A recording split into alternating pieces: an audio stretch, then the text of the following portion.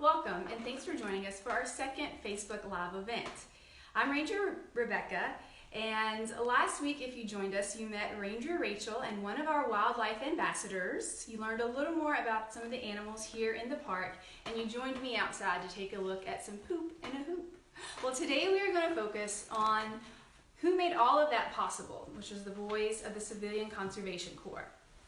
So in 1929, the stock market crashed, leaving nearly 1.5 million people unemployed and fueling the Great Depression. To reassure the public, Franklin Delano Roosevelt held fireside chats, although they were broadcast over the radio and not through Facebook Live. Well, during his inauguration in 1933, he said, "Our greatest primary task is to put people to work," and he did.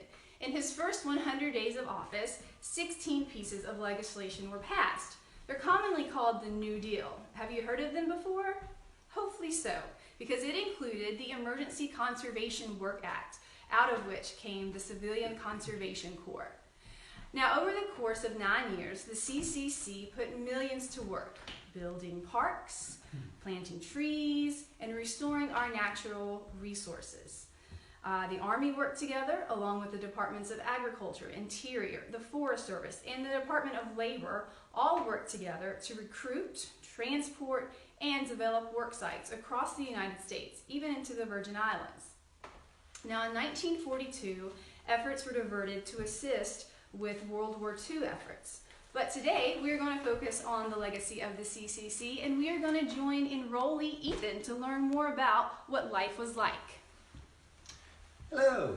So the typical CCC boy was between the age of 18 and 25. He was unmarried, he was unemployed, a citizen of the United States, and made about $30 a month, 25 of which went back to his family. So have you heard the saying, "Another day, another dollar"? That comes from the Civilian Conservation Corps. Upon enrolling, the young men were given vaccinations for things like typhoid and smallpox so they would not spread in the camps. Now, a majority of the CCC boys were young white men, but there were minority numbers that enrolled as well. Actually, Seashore State Park was built by a minority camp. The typical camp had about 24 buildings, a kitchen, a mess hall, or a dining hall, recreational buildings, and education, and barracks for them to sleep in with about 50 other people in each. A typical day being run by the Army was rather strict. They woke up about 6 a.m. and went to bed about 9 p.m. But they worked throughout the day. They even had 3 square meals and opportunities for education and recreation. So, I want to point your attention up here to this flag. So this flag is missing a couple of stars. Does anyone know why? Well, I'll tell you. There are 2 states that are not represented on that flag, Hawaii and Alaska. They became states in a couple years after this flag was made in 1959. So, we've talked a little bit about what the boys did during their day. They were able to have education and recreation. So some of their favorite things to do were baseball, football, music. They watched movies. They had a boxing ring at each of the camps. And they also had competitions to see who could cut logs the fastest. Now that we've talked about the fun that they had, the work projects that they had were a bit more strenuous. They assisted with natural disasters, including flooding and fighting fires, forest fires. And they also planted many trees, as was mentioned earlier, as well as creating dams and dams and roads. Now, Virginia's had a great impact. The CCC had a great impact on Virginia, giving us national parks like Shenandoah National Park, and also the original 6 state parks here in Virginia.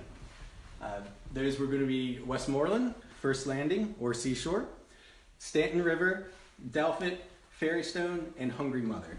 Now, a couple of our parks have some interesting names. like Fairy Stone. It was named after these geological formations, and legend has it they were the crystallized tears of fairies. Another park that has an interesting name is Hungry Mother. Now, I'm going to let you all, on your own time, look up the legend and find out why that was named that way. Now, I have not mentioned anything about Pocahontas, which is where we are.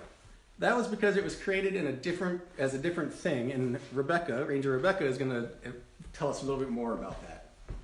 Hello. Well, Pocahontas State Park was originally operated as the Swift Creek Recreational Demonstration Area under the National Park Service. The Swift Creek RDA was one of 2 here in Virginia and one of 46 across the United States. Now, recreational demonstration areas were a little different than state parks. State parks were designed to serve single families, and recreational demonstration areas were intended to accommodate larger service organizations like church groups, youth groups, scout groups, etc.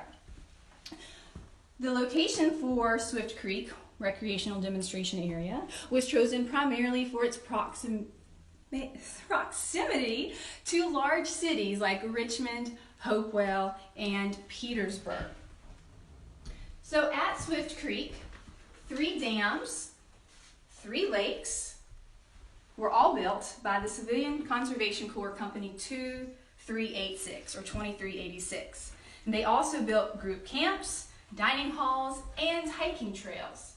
Today, many of those original structures still stand, like the original Camp Bell and our dining halls that you may have had your wedding at or attended a family reunion there.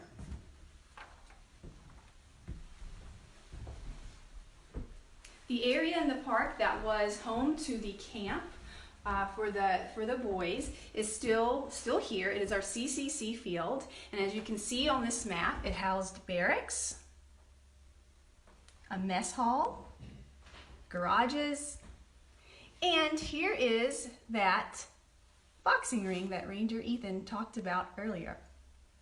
So speaking of Ranger Ethan and lasting legacies, let's learn more about today's service opportunities within the Virginia State Park system and beyond. So the question we get a lot here at the museum is there a program like the Civilian Conservation Corps today? The short answer is yes. The AmeriCorps program, it is a national service program that allows people to serve their communities in different aspects. I have done 2 AmeriCorps summer terms here at the state parks, one at False Cape and one here at Pocahontas. And I've also done one with United Way of Southeast Alaska in Juneau, which was completely different, where I was the research and volunteer coordinator. So there's a little bit of everything for everyone. So you've looked around this museum a little bit. It is an original structure, and we're going to turn it over to Rebecca to tell us a little bit more about it.